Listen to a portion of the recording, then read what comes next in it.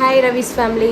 இப்போ என்ன வீடியோ பார்க்க போகிறீங்கன்னா, இருடா காலையில் என்னை பேபி தான் எழுப்பி விட்டா. பேபி வந்து வெளியில் தான் படுக்க வைப்போம். ஸோ அவளுக்கு ரொம்ப முடியல போல், லூஸ் மோஷன் ஆகுது. ஸோ காலையில் அழுதா. எந்திரிச்சோடனே அவியை எழுப்பி ரெஸ்ட் ரூம் கூப்பிட்டு போயிட்டு வர சொல்லிட்டோம்.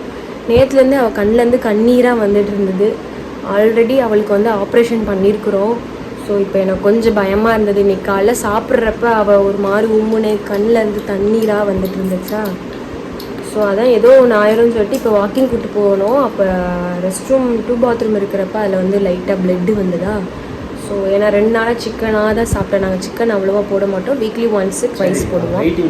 வெயிட் அதுக்காக பேபிக்காக ஒரு சர்ப்ரைஸ் வாங்கிட்டு வந்திருக்கோம். அது என்ன சர்ப்ரைஸ்னா, ஐஸ்கிரீம். செல்லக்குட்டிக்கு இப்போ தான் பேபிக்கு வந்து எல்லா ரெஸ்ட் ரூம் போயிட்டு வந்து வாஷ் பண்ணி விட்டு இந்த ஃப்ரெஷ்ஷாக இருக்கிறா. ஃபேஸ்லாம் வாஷ் பண்ணி விட்டுட்டு ஐஸ்கிரீமுக்காக வெயிட் பண்ணிகிட்ருக்கிறா. ஏன்னா ரொம்ப ஹீட் ஆயிடுச்சா.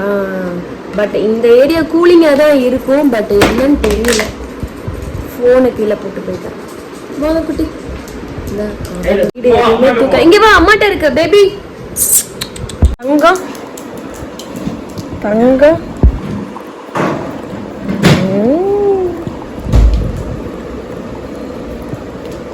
இப்போ கொஞ்சம் அப்புறமா கொஞ்சம் கொடுக்கலான் இருக்கிறோம். பேபிக்கு ஒரே சந்தோஷம்.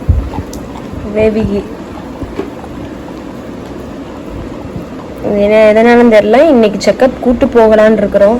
இன்னைக்கு நைட்டு கூட்டு போகணும். எனக்கு கொஞ்சம் பயமாக இருக்குது.